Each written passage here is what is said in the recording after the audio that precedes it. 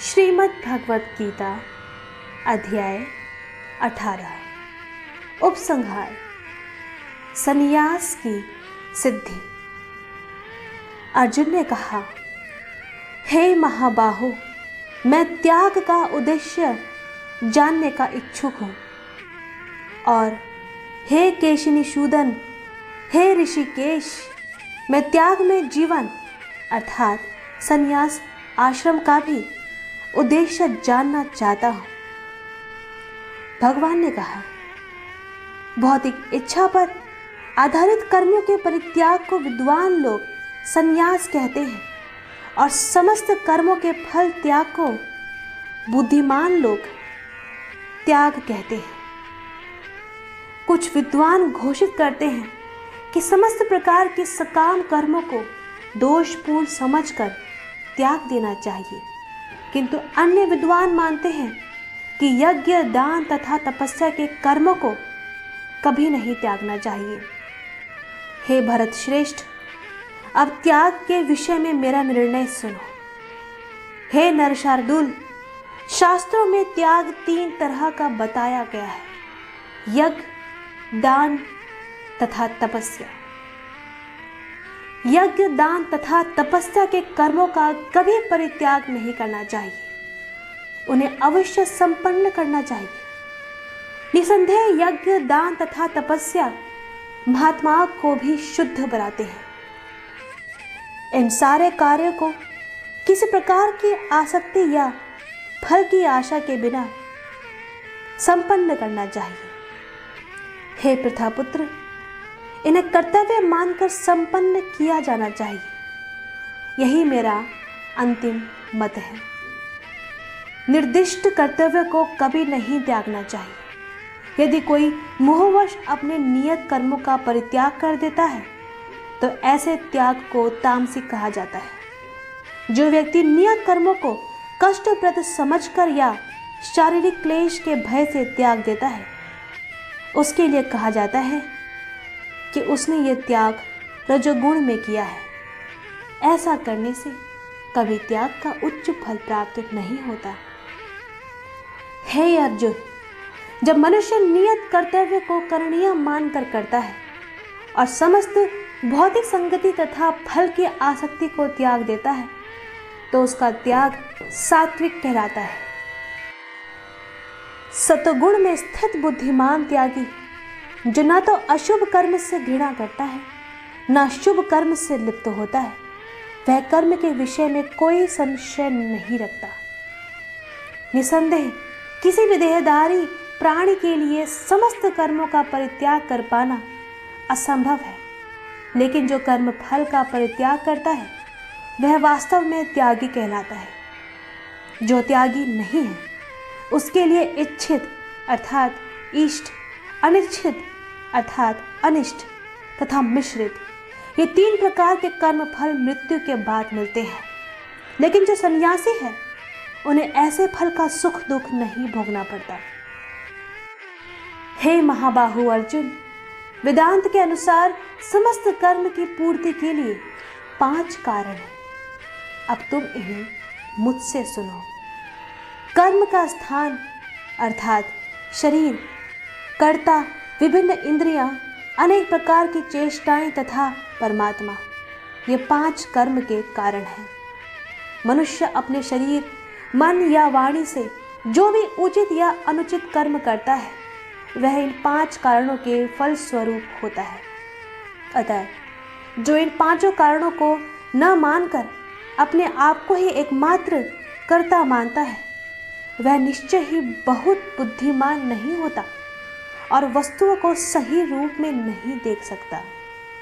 जो मिथ्या अहंकार से प्रेरित नहीं है, जिसकी बुद्धि बंधी नहीं है, वह इस संसार में मनुष्य को मारता हुआ भी नहीं मारता, न ही वह अपने कर्मों से बंधा होता है। ज्ञान, ज्ञ तथा ज्ञाता, ये तीनों कर्मों को प्रेरणा देने वाले कारण हैं। इंद्रियां, कर्म तथा कर्ता, ये 3 कर्म के संघटक है। प्रकृति के 3 गुणों के अनुसार ही ज्ञान, कर्म तथा कर्ता के 3 भेद हैं। अब तुम मुझसे इन्हें सुनो। जिस ज्ञान से अनंत रूपों में विभक्त सारे जीवों में एक ही अविभक्त आध्यात्मिक प्रकृति देखी जाती है, उसे ही तुम सात्विक जानो। जिस ज्ञान से कोई मनुष्य विभिन्न शरीरों में भिन्न भिन्न प्रकार का जीव देखता है, उसे तुम राजसी जानो। और वह ज्ञान जिसे मनुष्य किसी एक प्रकार के कार्य को जो अति तुच्छ है सब कुछ मानकर सत्य को जाने बिना उसमें लिप्त रहता है, तामसिक कहा जाता है। जो कर्म नियमित है और जो आसक्ति राग या द्वेष से रहित कर्म फल की चाह के बिना किया जाता है, वह सात्विक कहलाता है। लेकिन जो कार्य अपनी इच्छा पूर्ति के निमित्त प्रयास पूर्वक एवं मिथ्या अहंकार के भाव से किया जाता है, वह रजोगुणी कहा जाता है। जो कर्म मोहवश शास्त्रीय आदेशों की अवहेलना करके तथा भावी बंधन की परवाह किए बिना या हिंसा अथवा अन्यों को दुख पहुंचाने के लिए किया जाता है, वह तामसिक कहलाता है। जो व्यक्ति भौतिक गुणों के संसर्ग के बिना अहंकार रहित संकल्प तथा उत्साह पूर्वक अपना कर्म करता है और सफलता अथवा असफलता में अविचलित रहता है, वह सात्विक कर्ता कहलाता है। जो कर्ता कर्म तथा कर्म फल के प्रति आसक्त होकर फलों का भोग करना चाहता है तथा जो लोभी सदैव ईर्ष्यालु अपवित्र और सुख दुख से विचलित होने वाला है, वह राजसी कहा जाता है। जो कर्ता सदा शास्त्रों के आदेशों के विरुद्ध कार्य करता रहता है, जो भौतिकवादी हठी कपटी तथा अन्यों का अपमान करने में पटु है तथा जो आलसी सदैव खिन्न तथा काम करने में दीर्घ सूत्री है, वह तमोगुणी कहलाता है। हे धनंजय, अब मैं प्रकृति के तीनों गुणों के अनुसार तुम्हें विभिन्न प्रकार की बुद्धि तथा धृति के विषय में विस्तार से बताऊंगा। तुम इसे सुनो। हे प्रथापुत्र, वह बुद्धि सतोगुणी है जिसके द्वारा मनुष्य यह जानता है कि क्या करणीय है और क्या नहीं है, किससे डरना चाहिए और किससे नहीं, क्या बांधने वाला है और क्या मुक्ति देने वाला है। हे प्रथापुत्र, जो बुद्धि धर्म तथा अधर्म करणीय तथा अकरणीय कर्म में भेद नहीं कर पाती, वह राजसी है। जो बुद्धि मोह तथा अंधकार के वशीभूत होकर अधर्म को धर्म और धर्म को अधर्म मानती है और सदैव विपरीत दिशा में प्रयत्न करती है, हे पार्थ, वह तामसी है। हे प्रथापुत्र, जो अटूट है, जिसे योगाभ्यास द्वारा अचल रहकर धारण किया जाता है और जो इस प्रकार मन प्राण तथा इंद्रियों के कार्यकलापों को वश में रखती है, वह धृति सात्विक है। लेकिन हे अर्जुन, जिस धृति से मनुष्य धर्म अर्थ तथा काम के फलों में लिप्त बना रहता है, वह राजसी है। हे पार्थ, जो धृति स्वप्न भय शोक विषाद तथा मोह के परे नहीं जाती, ऐसी दुर्बुद्धिपूर्ण धृति तामसी है। हे भरत श्रेष्ठ, अब तुमसे 3 प्रकार के सुखों के विषय में सुनो, जिनके द्वारा बद्ध जीव भोग करता है और जिसके द्वारा कभी कभी दुखों का अंत हो जाता है। जो प्रारंभ में विष जैसा लगता है लेकिन अंत में अमृत के समान है और जो मनुष्य में आत्म साक्षात्कार जगाता है, वह सात्विक सुख कहलाता है। जो सुख इंद्रियों द्वारा उनके विषयों के संसर्ग से प्राप्त होता है और जो प्रारंभ में अमृत तुल्य तथा अंत में विष तुल्य लगता है, वह रजोगुणी कहलाता है। तथा जो सुख आत्म साक्षात्कार के प्रति अंधा है, जो प्रारंभ से लेकर अंत तक मोहकारक है और जो निद्रा आलस्य तथा मोह से उत्पन्न होता है, वह तामसी कहलाता है। इस लोक में, स्वर्ग लोकों में या देवताओं के मध्य में कोई भी ऐसा व्यक्ति विद्यमान नहीं है जो प्रकृति के 3 गुणों से मुक्त हो। हे परंतप, ब्राह्मणों क्षत्रियों वैश्यों तथा शूद्रों में प्रकृति के गुणों के अनुसार उनके स्वभाव द्वारा उत्पन्न गुणों के द्वारा भेद किया जाता है। शांति, प्रियता, आत्मसंयम, तपस्या, पवित्रता, सहिष्णुता, सत्यनिष्ठा, ज्ञान, विज्ञान तथा धार्मिकता, ये सारे स्वाभाविक गुण हैं जिनके द्वारा ब्राह्मण कर्म करते हैं। वीरता, शक्ति, संकल्प, दक्षता, युद्ध में धैर्य, उदारता तथा नेतृत्व, ये क्षत्रियों के स्वाभाविक गुण हैं। कृषि करना, गोरक्षा तथा व्यापार वैश्यों के स्वाभाविक कर्म हैं और शूद्रों का कर्म श्रम तथा अन्यों की सेवा करना है। अपने अपने कर्म के गुणों का पालन करते हुए प्रत्येक व्यक्ति सिद्ध हो सकता है। अब तुम मुझसे सुनो कि ये किस प्रकार किया जा सकता है। जो सभी प्राणियों का उद्गम है और सर्वव्यापी है, उस भगवान की उपासना करके मनुष्य अपना कर्म करते हुए पूर्णता प्राप्त कर सकता है। अपने वृत्तिपरक कार्य को करना, चाहे वो कितना ही त्रुटिपूर्ण ढंग से क्यों ना किया जाए, अन्य किसी के कार्य को स्वीकार करने और अच्छी प्रकार करने की अपेक्षा अधिक श्रेष्ठ है। अपने स्वभाव के अनुसार निर्दिष्ट कर्म कभी भी पाप से प्रभावित नहीं होते।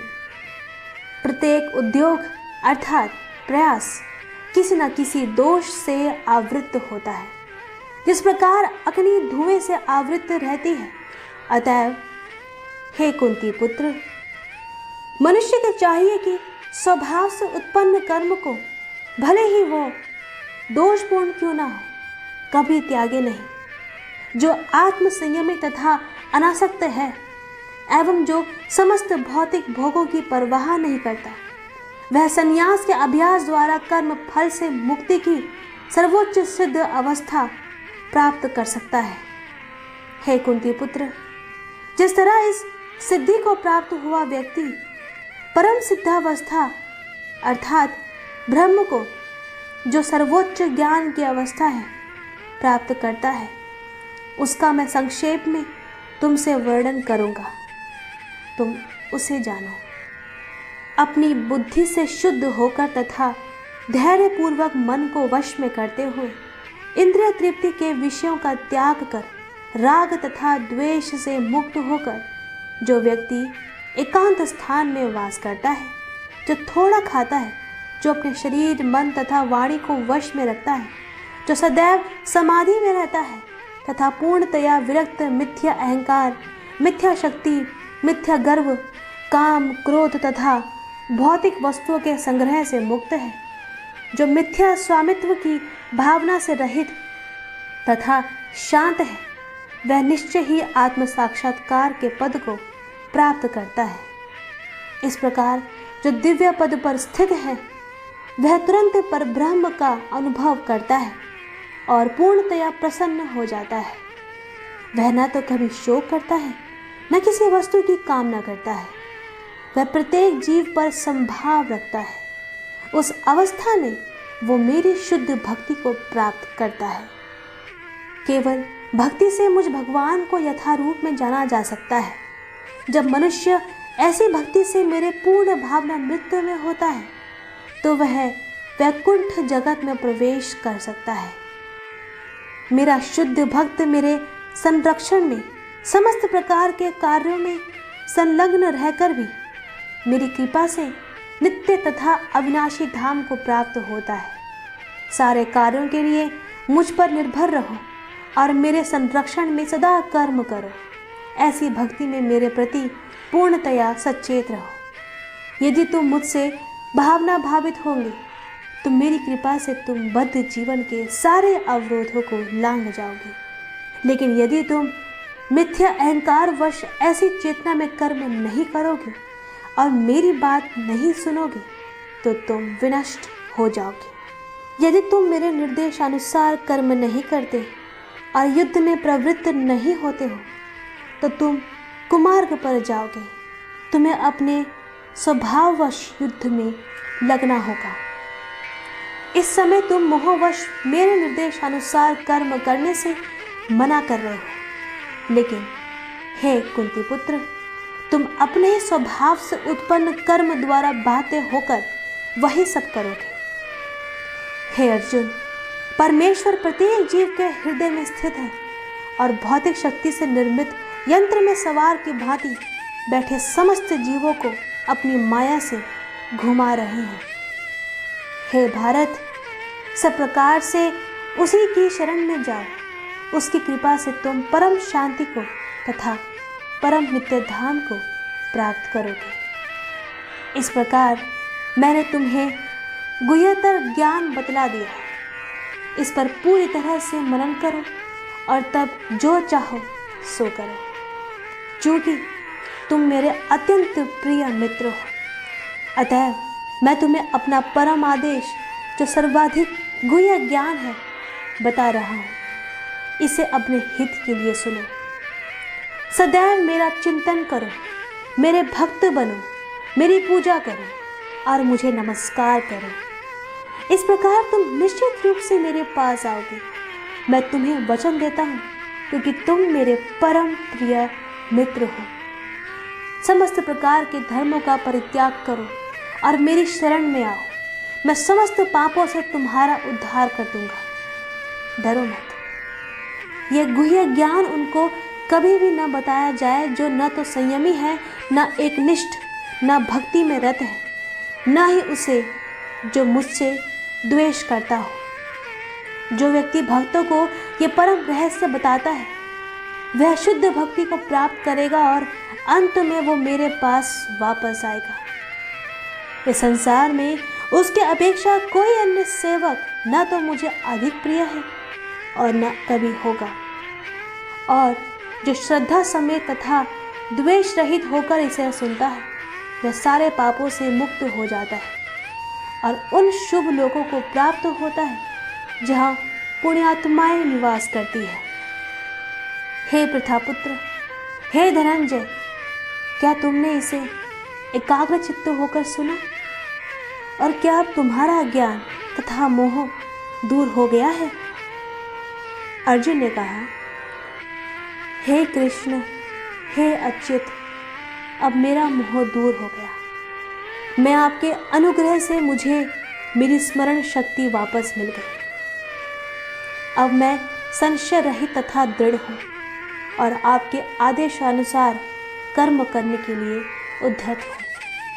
संजय ने कहा, इस प्रकार मैंने कृष्ण तथा अर्जुन इन दोनों महापुरुषों की वार्ता सुनी और संदेश इतना अद्भुत है कि मेरे शरीर में रोमांच हो रहा है। व्यास की कृपा से मैंने ये परम गुह्य बातें साक्षात योगेश्वर कृष्ण के मुख से अर्जुन के प्रति कही जाती हुई सुनी।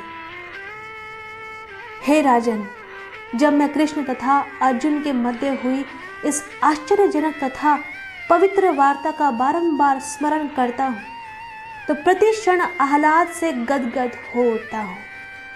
हे राजन, भगवान कृष्ण के अद्भुत रूप का स्मरण करते ही मैं अधिकाधिक आश्चर्यचकित होता हूँ और पुनः पुनः हर्षित होता हूँ। जहाँ योगेश्वर कृष्ण है और जहाँ परम धनुर्धर अर्जुन है, वहीं ऐश्वर्य, विजय, अलौकिक शक्ति तथा नीति भी निश्चित रूप से रहती है। ऐसा मेरा मत है।